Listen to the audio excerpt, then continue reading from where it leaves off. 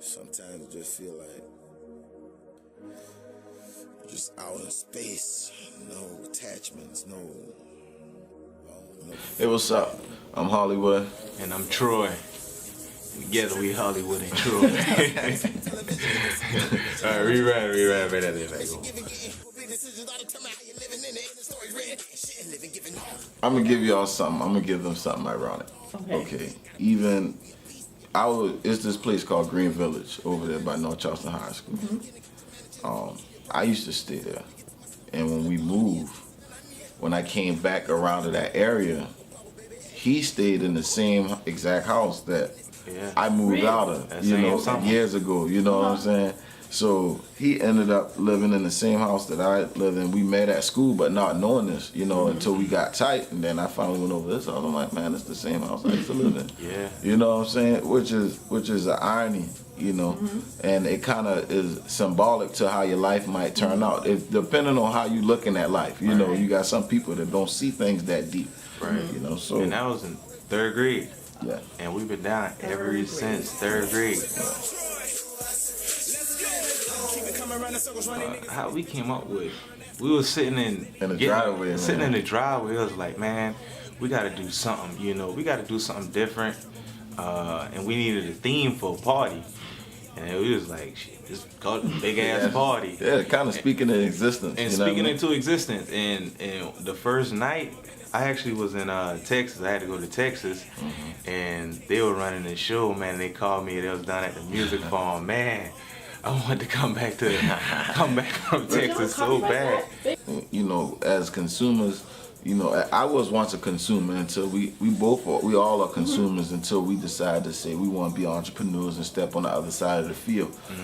So understanding the consumer mind. If Wendy's say, hey, triple, quadruple bypass burger, everybody gonna know that what it given. So being on the other side of the spectrum, when we say big ass party as a consumer, if they see big ass party, then think about a lot of people gonna be here, and like he said, man, just kind of speaking into existence, and man, all of them was successful. Yeah, we talk amongst ourselves, with and 2 of our other partners.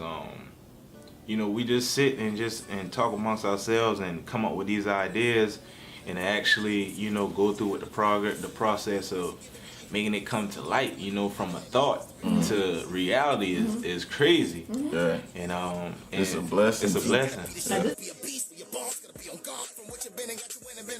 High school, and I was working with, I was going to work with do some music in Atlanta. His brother actually. Yeah, my brother was actually in Atlanta. My older brother was actually in Atlanta. He moved there, just up and left.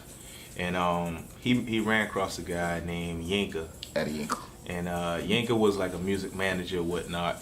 And my brother was like, man, listen, Yinka want to work with, some artists from Charleston and whatnot. So I wasn't even doing music then. Right. So I called Fred and told him about it.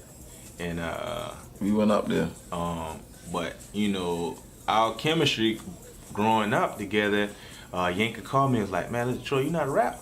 I was like, man, hell no, man. I can rap, other rappers' songs and other artists' songs, but I'm not a rapper. He was like, man, come up here anyway, man, try it out. So we got out there, got up to Atlanta, caught the Greyhound, and man, we just got into the studio. He had beats, started writing songs, and next thing you know, I was in there.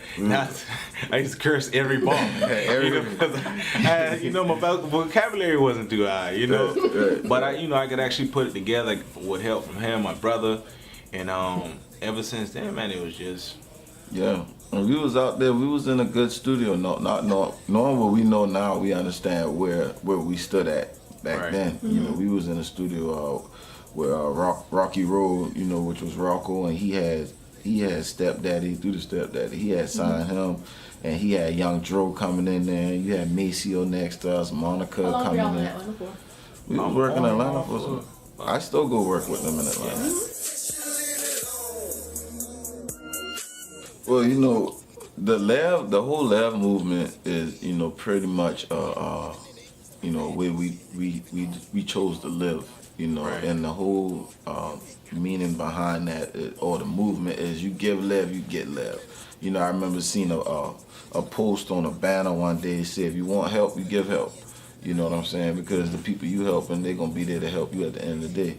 So, you know, the whole love movement is pretty much the ability to gain popularity off your natural characteristics without the money, the cars, the clothes, the jewelry, you know. So, you know, we took that definition of love and we ran with that, knowing that we didn't have the financial backing to get to where we wanted to get to, but we know we had the talent, the God-given talent that God gave us that we could use in order to build stepping stones to our next level.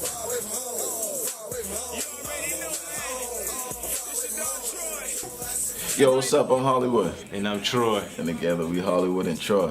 One time for Syllabus Magazine. Motherfuckers try to cut us off, but we all in, never stop in. We don't know about that. I can see the hate in their eyes, but don't fear it. Know they talking down on a nigga, but don't hear it. Product of my city, been about my business. And even if you tried, know you couldn't fuck with us. Yeah.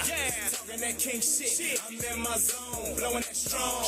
Forward moan. So I suggest you leave me alone.